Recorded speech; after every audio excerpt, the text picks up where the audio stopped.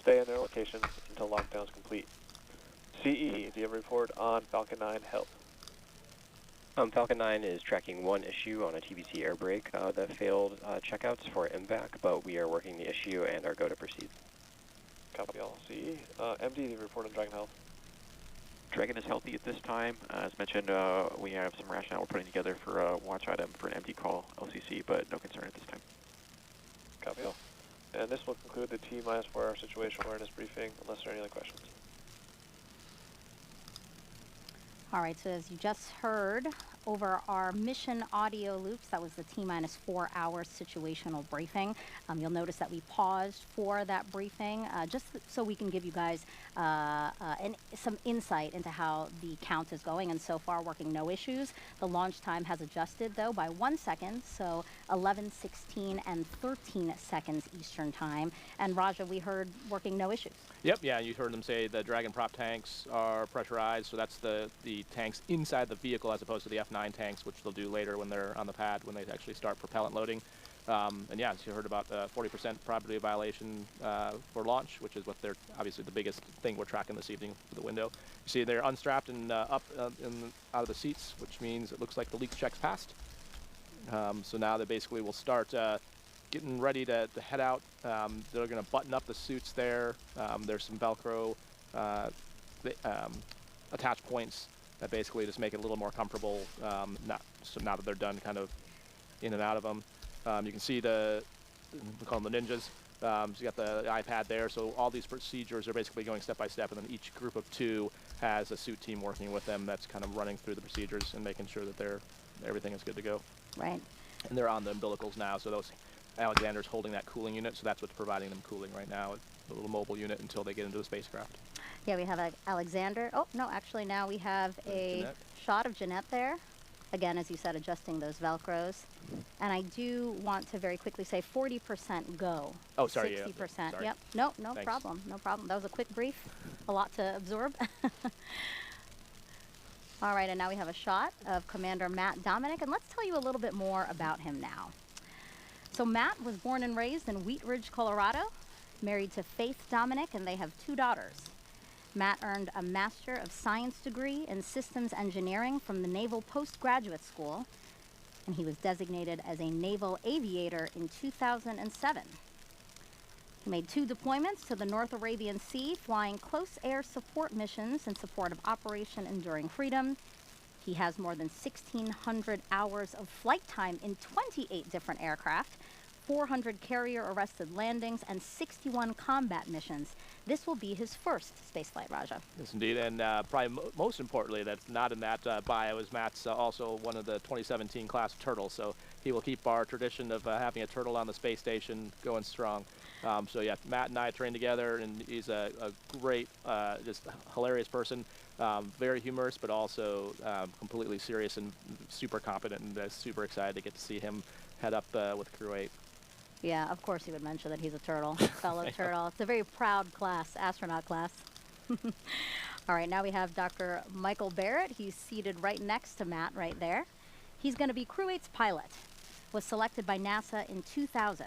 He's the only one of Crew 8 who's been to space before as part of Expedition 1920 in 2009 and STS-133 in 2011.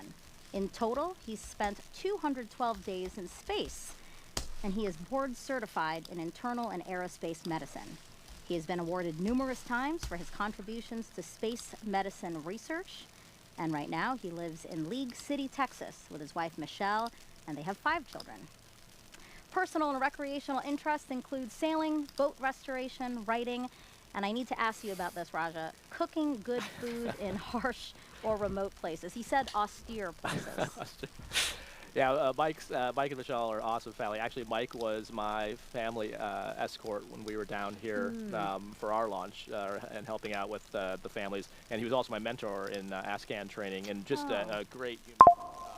As you probably took from that bio, he's a little bit of everything, like does his own boating, cooking, and austere conditions. He is known to like to snack and have always have food ready to go. And he, I know we overuse the word literally, but he literally wrote the book on space medicine. Actually, it is a book that the actual text that they use to teach spaceflight medicine is edited by him. So he is the preeminent expert, and so he gets used all the time, especially as we talk Artemis programs and development for all the medical considerations as we look forward to exploration spaceflight. And he was heavily involved with commercial crew for both SpaceX and Boeing on how they developed the medical systems and responses. Wow. So he's a great person to have on this mission with 3 first-time flyers. Yeah, if you're going to get a cold, you're going to do it with him on board. All right, now we see Jeanette Epps here, mission specialist, also again, her first space flight. The Syracuse, New York native was a NASA fellow during graduate school and then worked for Ford Motor Company, where, get this, she received a U.S. patent for her research into auto collisions and countermeasure systems. And then after leaving Ford, she joined the Central Intelligence Agency, 7 years as a technical intelligence officer before becoming an astronaut in 2009. She has a Master of Science and Doctorate of Philosophy in Aerospace Engineering, and she is also a twin. Yeah, that's awesome. I've gotten to fly with her, not in space, but the T-38 several times, so we've done some training events together. I would tell you what she did before she came to the astronaut corps, but I can't. As you heard, she worked for the CIA, so but it was obviously some cool things. Yeah, excited to see her get to fly. Yeah, this is a really great crew, and it's been really fun to watch them in training. So usually in assigned flow training, they do most of the things together, but every once in a while, people who aren't assigned with them will get to be parts of like sim support or things like that, and it's been fun to have that opportunity with Crew 8. Yeah, a really accomplished crew, very diverse backgrounds. Yep. And finally, we have a shot here, mission specialist Alexander Grabenkin. Also again, first-time flyer. Graduated from the Irkutsk Military Aerospace Engineering Institute in 2002, majoring in the engineering, maintenance, and repair of aircraft radio navigation systems. He then attended the Moscow Technical University of Communications and Informatics, graduating with a degree in radio communications, broadcasting, and television. He was accepted into the Cosmonaut Corps 2018 and will serve as flight engineer while on board the space station. Yeah, and as you mentioned, Alexander is in one of the newer classes of the cosmonauts, so it's great to see the continuing cooperation. We've got Laurel up there on the space station now, who flew up in a Soyuz. Alexander will head up there on the Dragon here this evening. And then, yeah, that partnership continues. We've got crews training in Russia and the cosmonauts training here with us to fly on Dragon. So Raja, talk us through what's happening here now, because it does seem like all of the pressure checks have happened on their suits, and they're connected to their umbilicals, which are connected to those blue boxes, like we said, providing air. Yep. Yeah, so right now, there's generally some pad built into the timeline, because had there been a leak or anything like that, you would have wanted time to fix that and not have to scrub the launch. So right now, since everything went well, you can see they've got some time. The reason they're in the chairs is when you're standing in the suits in 1G, you saw when it was pressurized, the helmet went up, but in 1G, basically the weight of the suit is coming down on you, and it actually puts some pressure on the top of your head. So it can get uncomfortable after a while, and it sort of feels like you're wearing a suit that's too tight. But that's intentional, because when it pressurizes, you don't, as you saw, their head sunk down, and if it wasn't tight, you would not be able to see out of the helmet at all. And so that's why they're sitting there, and they stay on the cooling, because also it's just, you can imagine wearing, if you dress up for winter clothes, it gets hot if you're staying inside. And so the less exertion they can have and staying on the cooling just kind of keeps their core body temps down, so they don't wind up sweating. The folks you saw standing at the front of the room are kind of a mix of, some of those are, there's the astronaut support person, there's the flight med, you saw the deputy chief of the astronaut office, Shannon Walker, in there. So basically several people, all those folks have been in quarantine with the crew while they've been down here at Kennedy Space Center. Yeah, let's talk about the astronaut support person. So, as you said, everyone wearing a black ninja suit is a SpaceX employee, except for number 21, because number 21 is NASA astronaut Denise Burnham, and she's serving as the astronaut support person for this mission. She is, yeah. The acronym is the ASP. Yep. So Denise is in the new class, the Flies, which are the class will be graduating here in just a few days. Back at Johnson Space Center. And so typically what the ASP does, they've gone by different names. They're in the shuttle area. They're called Cape Crusaders, but it was a similar role. And Basically, they're the, I guess, eyes and ears of the crew, because as you can imagine, when the crew's down here in quarantine, they're going through final rehearsals, sims, kind of events, and the ASP is kind of going, like, tracking vehicle status. She'll go out to the pad with them this evening.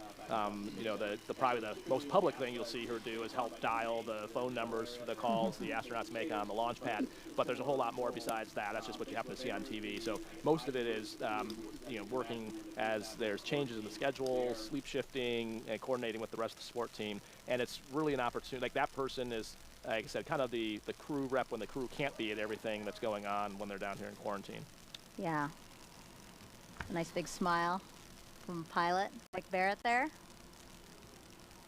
Yeah, so this is kind of a relaxing time, just to, yeah, everything up to this point has been really go, go, go, and very, very scripted. So it's nice when things are going well and you actually have a minute or two just to sit and take in the moment. You can see the patches there underneath. The crew 8's added their patch to the suit checkout station there. So on all the stations, they have all the USCV patches that have been checked out in that suit room. It looks like they're getting ready to head out. As they get up, I have a question for you. Yeah. You know, how long do they train together as a crew? So it's about 18 to 24 months. It kind of just depends on the flow. In a perfect world, Well, I don't know what happened, 24 but I months. went from having... Sometimes it just takes a little longer to actually have the crews named and get working together. But you can see some of the shots here. That's the SATA chamber where they actually practice going to vacuum, and you can see Jeanette and Mike are there working and getting actual hands-on practice with Matt. So pretty much it's not just ISS training, what you're seeing here, but you saw them getting the T-38 together, doing the suit training. So all of that is happening as a crew as early and as long as you can. Yeah, it's so important to obviously go through the training that you need, but also that camaraderie. Right. And there's so much that happens from training together, just all the nonverbals and just learning how people, you know, operate. You can see Jeanette's working in the glove box there. Alexander, that's out at Hawthorne at SpaceX training. All that time together, it really means that you can just know what the other person is thinking, where their head's at. Are they task saturated? You know, do they want help? Do they not want help? And that's kind of the importance of all that training, especially the T-38. You really understand how people function and process information in dynamic environments. We're now at T-minus 3 hours, 41 minutes until liftoff. And you can see kind of how they slouch a little bit, and that's, like I said, because of the weight on their head. So you sort of like slump your shoulders a little bit to kind of take that discomfort off. Sure. Seems like they're taking pictures now. Yep, so probably getting pictures with some of the suit team and the folks that will help in the closeout crew. So that's Haley, number 34 there. So many of these SpaceX folks are people they have worked with throughout their training flow. We've got the helicopter coming by here to scout out the pad before they drive out this way. But yeah, a lot of these people, the reason they're taking some photos is this is the training team they've worked with. You mentioned how long for, you know, some of these people they've been working with for the last 2 years. Obviously, Raja knows a lot. That's why we have him here with us today. So we want to invite those who are watching to participate in this broadcast. If you'd like to ask Raja a question over the next 4.5 hours, just jump on X, Facebook, YouTube, or Twitch and send your question using the hashtag AskNASA. Challenge him, guys. Let's see how much he really knows. And we look forward to hearing from you. The and khaki answering. coat, that's Norm Knight, who's the head of the Flight Operations Directorate. You can see Shannon Walker in the blue suit there is the Deputy Chief of the Astronaut Office. And they're gathering around a table now because they're about to do a tradition that they do before they can leave crew quarters. Talk to us about what's happening here. Yeah, so it's a long-standing tradition. There's many traditions in space flight and aviation culture, this being one of them, but basically playing a card game prior to going out to launch with the chief of the office. And the reason they do this is because, as you can see, it's Shannon playing the crew right now, and the commander has to lose so that way the team gets their bad luck out of the way and can move on with good luck throughout the launch, right? Exactly, yep. High five. So it seems like so Matt... well. I think Matt lost. And this card game, do we know what card game they were playing? I don't. It can change from crew to crew. It's kind of based on the crew and the chief of the office. You can see they're starting to clear out there. They're going to go prep for the walk down. This is also an opportunity. They've, you know, for any last-minute updates that the chief has, if there was anything off nominal, that's also the opportunity to be able to talk through that. And we do want to thank the crew and the team for letting us show this tradition. You know, this moment of levity before their flight, which, as we know, space flight is risky. It's hard. So just to let us into these moments that you guys built in to sort of celebrate the moment and this opportunity. I think the bigger piece of the tradition is the fact that the chief of the office is there. So that is no small task. So I mentioned Norm and Shannon being there. They've had to be in quarantine this whole time. And you can imagine in their roles, there's, as we'll talk about later, there's not just this launch. I mean, this is what's happening tonight, but both those people are managing a whole lot of other space ops. And so it is a significant time commitment, but that's the importance of human space flight. And so that, I think, is the bigger part of this tradition, is the chief, the leadership, all being in quarantine with the crew. And you're absolutely right. It's it can be stressful, but it's also a good time, if everything's going fine, to enjoy some out the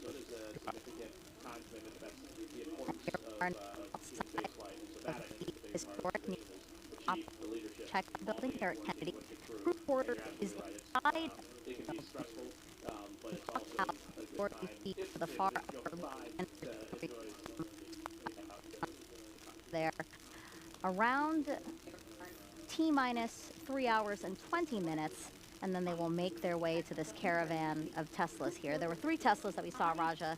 Teslas 2 and 3. We're laughing because now we're getting to see the reveal of how they're going to work the number into the license plate, which I didn't even know was a thing until until Darren told me on the Crew 3, or when I came out here for Crew 6 launch, and I had to go back and look at the Crew 3 license plate. But yes, so the tradition is they work in the crew number into the license plate. Yeah, yay space. And we have the 8 hidden in there, as you said again, Raja. Before, I remember 5, 8 was what I didn't know it was one. And last time they told me that, I was like, oh, never got in the car. I remember Crew 6 too. Crew 6 was Dragon and it was a G. So as we were saying, there are 3 Teslas here. Second and third one. Second will have commander and the pilot, and the third Tesla specialist. Outside here, Raja, I can hear you. You're going I am. I'm a bear. I see there folks that are waiting behind stanchions. Let's tell folks who those are. Yeah, absolutely. So it's a mix of attention. Kind of outside here, you saw the flight people who came out the door there earlier, and they're going to be following them. And then their last chance. You know, they have pieces and they take anything. That's what's happening now before the walk. People down here are a mix of people who've been in quarantine, so generally immediate family, and then sometimes they'll be extended family who were quarantined behind the tent. So the people who were in quarantine, they'll go right up to them behind the yellow lights, and then they'll go up to the cars once they're in the cars to basically say goodbye and good luck, and then they'll go down there to do some of the mass leadership, and I don't know if we'll be able to see in the camera or not. That's the other people that you'll see down kind of all the leadership being able to come out and support the efforts. Yeah. And let's clock my 3 hours and 35 minutes, a very well choreographed timeline that the astronauts are sticking to right now. As Raja was saying before, a lot of pad is built in, so that's why you were seeing some moments there where they had time to take pictures with their support staff. And right now they are waiting for a specific moment to walk out of the suit-up room, and that will be at T-minus 3 hours and 24 minutes, so about 10 minutes from now. And then they'll walk out of the doors again to the waiting Teslas, as well as family and friends who are there to see them before their launch off of this pad that we're getting a beautiful aerial of. Might be the helicopter that just flew by. Again, a new Falcon 9 booster with And so Dragon Endeavor.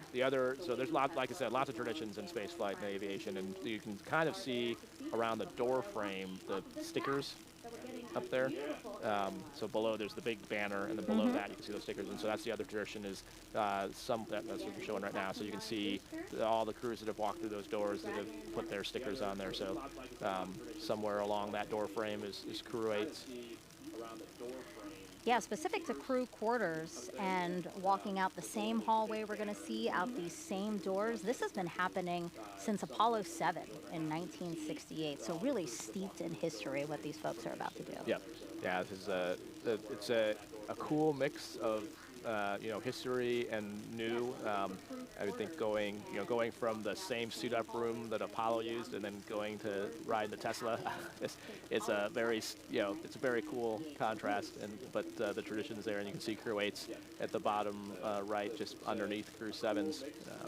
So as you go up the very top of the screen, you can see ours, crew 3. So just going down 3, 4, 5, 6, 7, 8. Nice little line. Looks like we got 2 more left, and then we're going to have to skip around that little handrail and keep going down. Isn't that a good problem to have, though? While we wait for, again, that hallway walk, let's kind of recap how the crew has spent their day so far. So they woke up at 11 a.m. Eastern time.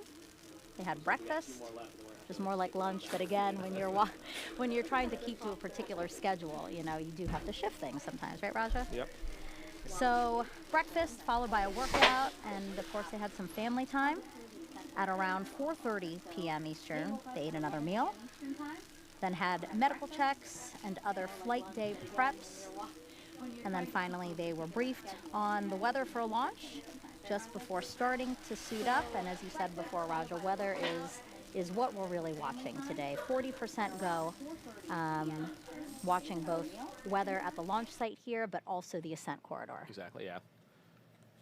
Yeah, and you mentioned the sleep shifting. So actually, one interesting thing inside crew quarters there's all the rooms have multiple sets of light switches because you can actually change the lighting to either simulate it's either really bright if it's in the middle of the night or do the opposite. It is pretty common to be doing some amount of sleep shifting, and it's not just shifting for the launch, which would be part of the consideration, but the other consideration is when you show up to the space station, they are on a time zone. They're on Zulu time, which is 6 hours ahead of Central Time, 5 hours ahead of here. So there's this balance, and that's one of the things the flight docs are trying to figure out, especially when there's changes to the schedule or what's the optimum way to be most awake for all the dynamic events. And it's a blend of, obviously for the launch you want to be very awake, for the docking you want to be very awake, and then you want to be able to integrate into the space station as quickly as you can. So it's kind of a blend of all those considerations. And it has to do, it's not always the same answer for every mission because each launch is a little different with the orbital phasing and how they do the rendezvous with the space station or the timing for that. So it always varies just a little bit. And the crew has been living in crew quarters now for about 2 weeks. Right, yep. So they go into a soft quarantine back in Houston, and then a hard quarantine in Houston. So the soft is basically starting to withdraw in personal contact, and then the hard is, as you would imagine, full up quarantine. The families who you'll see come up to them here shortly, those people were in quarantine with them, as well as folks out the hand out a little bit more. You can see some of the crew down there.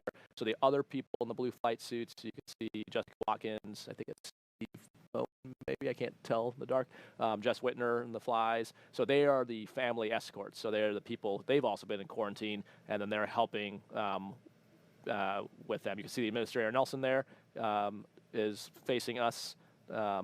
Yep. With pumping his fist there, talking to the families. Big smile. Yeah, so the immediate families are in the foreground of the shot, and then you can see the NASA administrator, Jim Free, who's the senior civil servant at NASA, deputy administrator, and then deputy administrator Pam Melroy. You can kind of just see her head to the right of Administrator Nelson. Now let's take a social question. They're coming in. Yeah. See, we've got a new one that's me. We have Santa Lynn on Instagram asking, do astronauts get to choose what their ultimate meal is on Earth before they go to the ISS? And I didn't say... I know, yeah, so we call it your final. It's definitely not your final meal. It's called your ultimate meal, and yeah, you do get to choose that. It works in crew quarters because you're in quarantine. You can't actually, you can't go to the grocery store and get your own food. So there's a food team that makes your food, and it also has to be checked and sanitized because you also don't want any foodborne pathogens or diseases after we've taken all this time and gotten all this far. You don't want to get sick from the food. So they do a really great job of doing that. And then one of the meals, the ultimate meal, each crew member picks what they want, and it may be like things. I don't know where they've got a very wide range of skills across all kinds of cuisine. So pretty much anything you can make up, think of, they can make. And then the crew usually when to do that, usually a day or two prior to the flight. And I did find out what the ultimate meals nice. were. You ready? Right. All right. I'm starting with Mike Barrett, and you'll see why soon. But Mike wanted grilled salmon and veggies. Matt said whatever Mike wanted because he trusts his culinary expertise. Then we have Jeanette had butter chicken. And then Alexander said, quote, nothing special, just soup, meat, and veggies, a nice hearty meal. Very nice. Yeah, as we mentioned, Mike is his cooking ability, so not surprised to hear him went along with that. He's quite the cooker himself. He's got like a sous vide set up. I didn't even know what that was. Saw him set up. I think he likes to make chorizo tacos or specialty. Yeah. So you saw the SpaceX folks have come out there.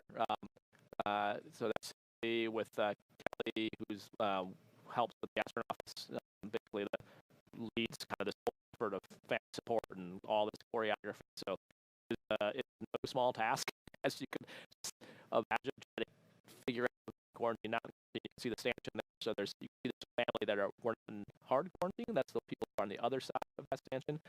The reason they're still separated because if there's any kind of scrub or anything like that, then the crew will be coming back in the quarantine, and it wouldn't be so great if the families couldn't see them anymore, just because potentially been contaminated by around people who weren't in quarantine the whole time. So that's why you have to contain all these different areas.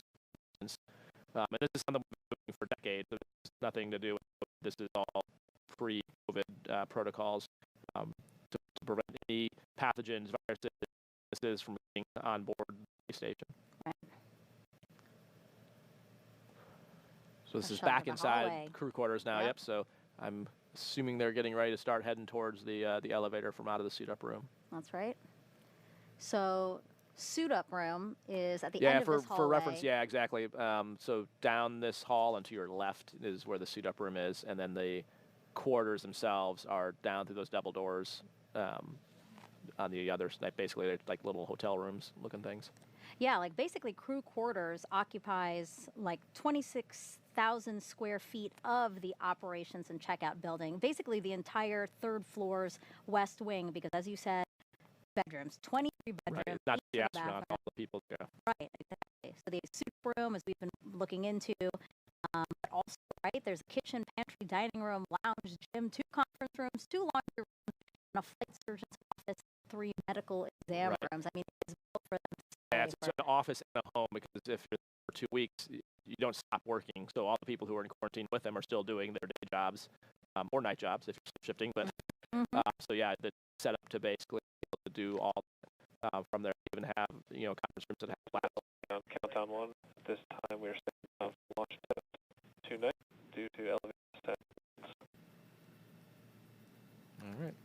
Well, you just heard that call out announcing that we are standing down from this launch attempt tonight for elevated winds, like, Roger, right?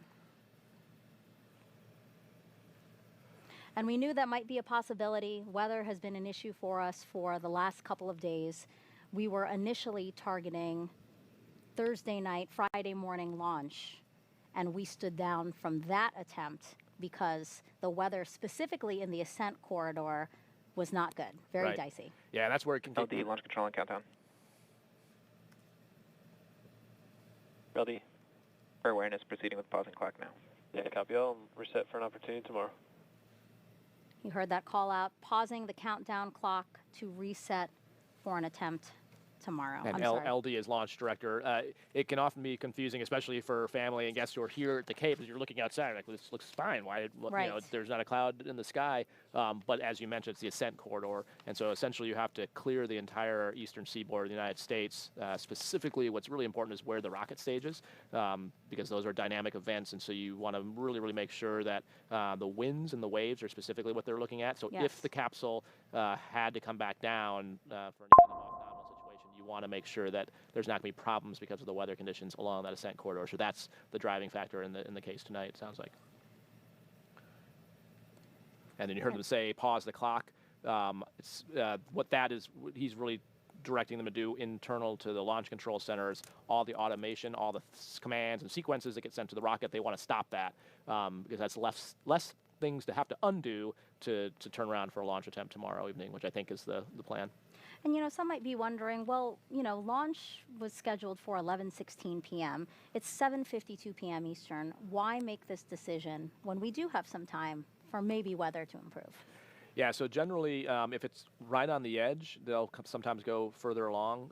You heard, I think, earlier in the broadcast and probably saw online that originally they might take it all the way to an hour prior, and that hour is kind of a key point because that's when they decide to start loading propellant on the rocket. And once you do that, then you have to unload all the propellant. That's when you have to clear the area and things like that. So they'll typically take it that far if it's maybe right on the boundary.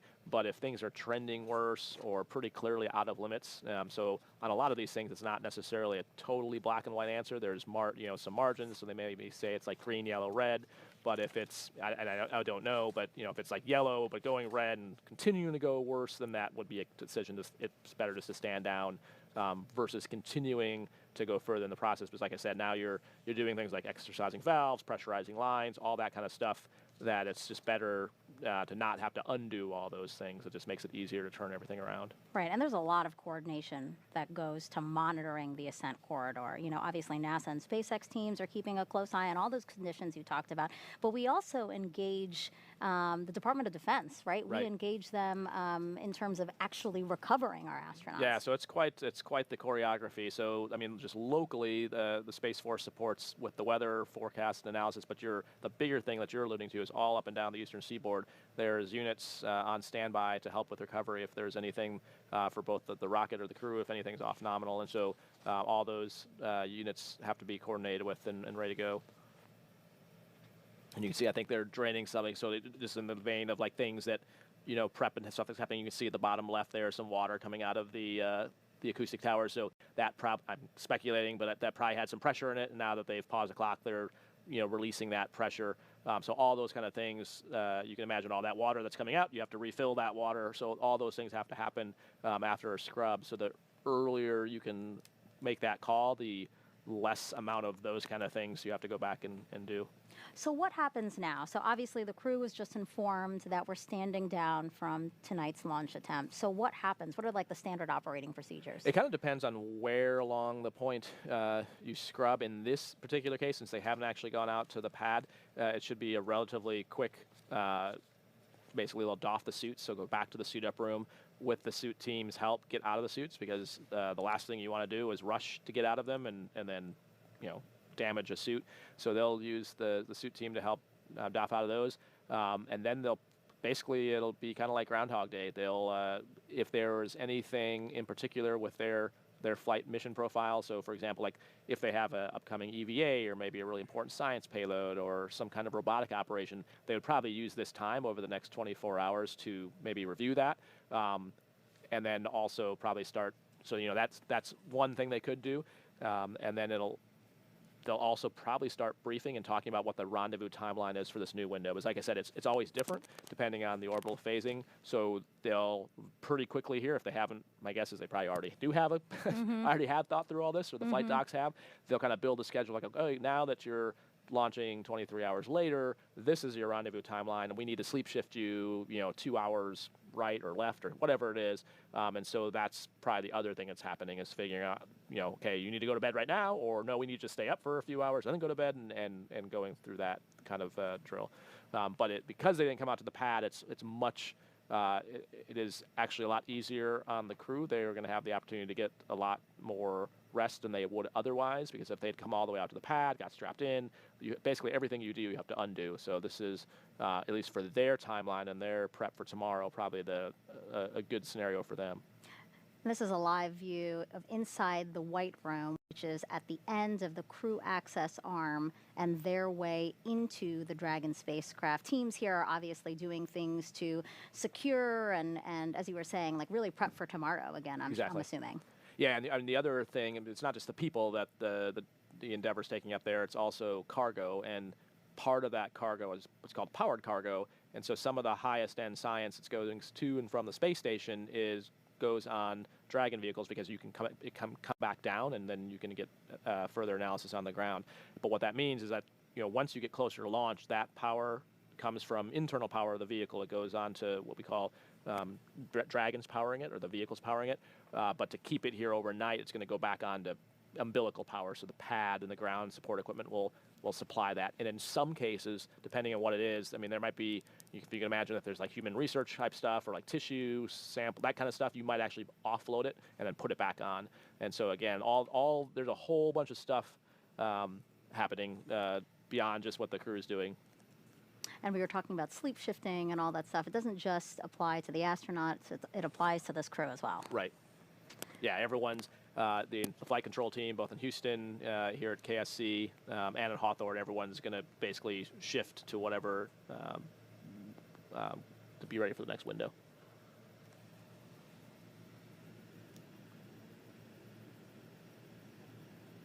The good thing is that, as you said, family has remained in quarantine, so our astronauts will get some more family time before exactly. Yep.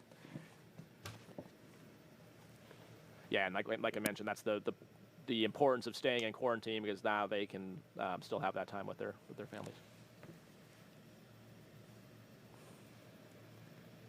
One last shot of Falcon 9 and Dragon Endeavor on launchpad 39A here at Kennedy Space Center. And I'll throw in Tom Marshburn to the rescue. Send it was the Crew 3 license plate with the E as a 3. I was dying to know. Again, one last shot of what will be Crew 8's ride to space, just not tonight. Again, standing down for unfavorable weather. The team's now repositioning themselves for a launch attempt tomorrow, March 3rd. T0 liftoff time targeted for 10:53 p.m. Eastern Time.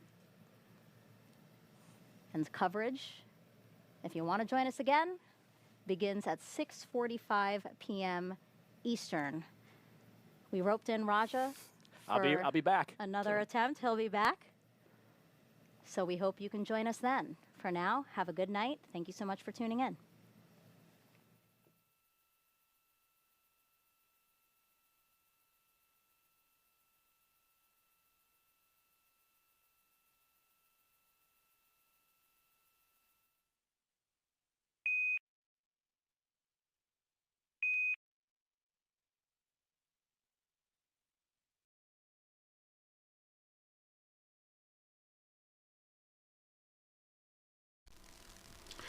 Okay, folks, just in the process of taking care of a video issue, but as you saw and as you heard, the launch has been scrubbed. Weather was the issue, and at this point we're looking at a T0 reset for tomorrow, okay, folks, at 10:53